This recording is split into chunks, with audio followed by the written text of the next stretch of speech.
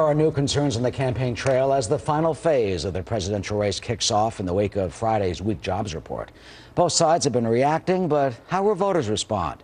Brad Blakeman is a former deputy assistant to President George W. Bush. Zerlina Maxwell, a Democratic strategist. Brad and Zerlina, welcome. Brad, let me first start with you. You go to the history books, and it turns out FDR was the only president reelected when unemployment is over 8% like it is now. Do you think President Obama can defy that, or will that spell trouble? It's going to be very hard for him, Eric, because let's face it, if it wasn't for bad news, Obama wouldn't make news on the economy. They started the convention with bad news. They passed the $16 trillion mark in deficit, and then they ended the convention on Friday with a miserable jobs report. The American people know what they feel, and the two most important things to ask themselves when they walk in the voting booth is, am I better off today than I was 4 years ago? Clearly that's no. A majority think not. And then they're going to say, is the president to blame? Is the country on the right track or the wrong track? And again, sadly, Eric, a majority of Americans, regardless of party affiliation, believe that our country's headed down the wrong track. And I believe in that case, they're going to give Obama the boot. And I think they're going to look for change. And I think Romney offers the change they're seeking. Zerlina, what about that gut feeling that, a lot of voters may take with them into the voting booth?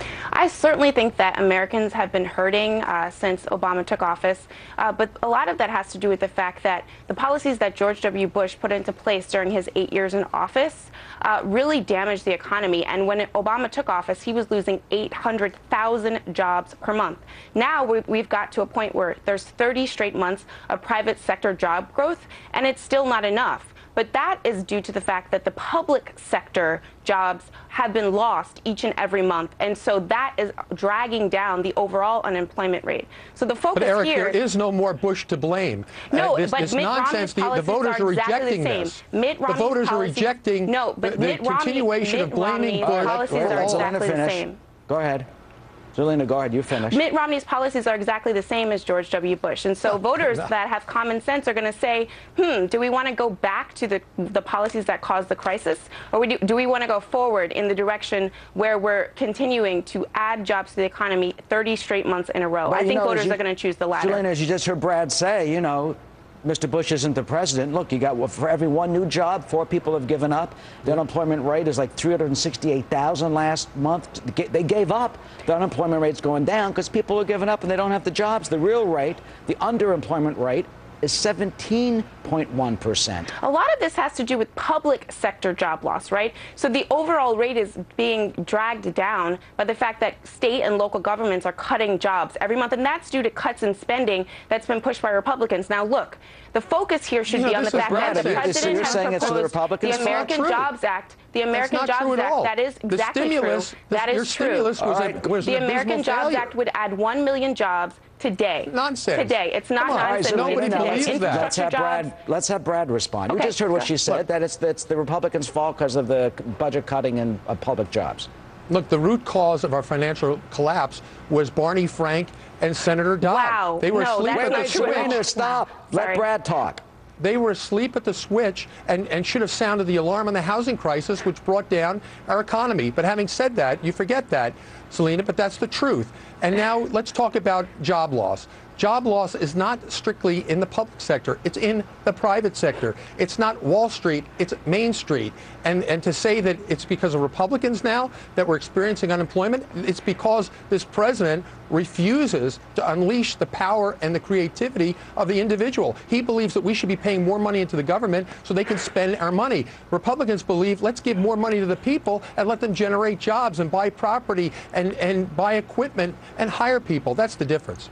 All right, Zerlina, 63.5% of Americans are working. That's the lowest level in 31 years.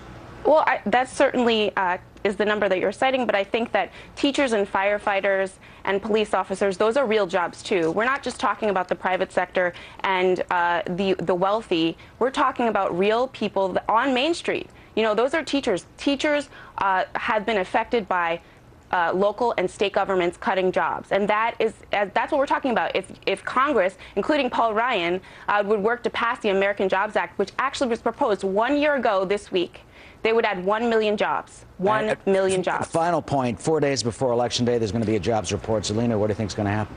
I think that we're going in the right direction. Obviously, when you're going in free fall, you need to stop, slow it down, and turn this boulder around. And if we've been adding jobs 30 straight months. And so why would we want to go back to losing 800,000 jobs a month by going back to the policies of George W. Bush, which is exactly what Mitt Romney is proposing? And that final jobs report 4 days before Election Day, what do you expect?